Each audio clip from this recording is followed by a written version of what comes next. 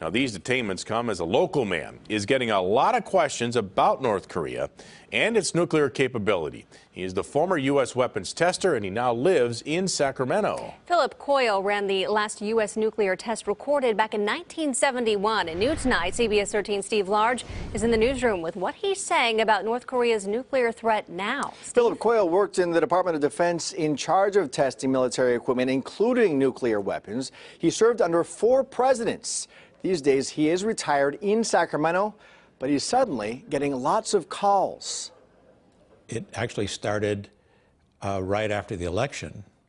Forget about the inauguration. Philip Coyle's expert understanding of nuclear weapons is now in high demand. Public television crew from the Netherlands was here earlier today. Inside his imposing library are books of public Pentagon reports. So here's a Minuteman III. The increased calls coming into Coyle's Sacramento home now stem from worldwide concern that President Trump and North Korean leader Kim Jong-un's rhetoric could lead to nuclear war. Coyle believes there is no imminent threat. North Korea is not suicidal.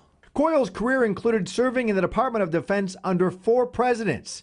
He was Assistant Secretary of Defense under Presidents Clinton and Bush, and he ran the U.S.'s largest and last nuclear detonation test in 1971. Here's the warhead.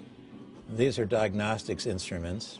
These are people. I'm in there someplace, but I don't know where. The blast had the impact of 5 million tons of TNT exploding, something no camera can capture. You just don't get a feeling for the scale.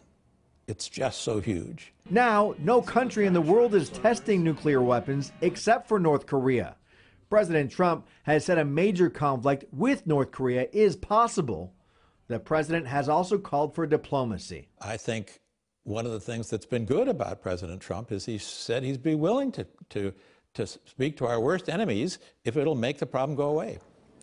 Now, Coyle says North Korea likely has less than 10 nuclear warheads, and there are 15,000 in the world.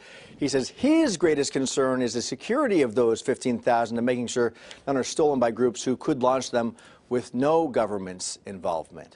What a wealth of information this guy is, Steve. That was fascinating. Conversation. It really was. Thanks a lot for that. Appreciate that, Steve.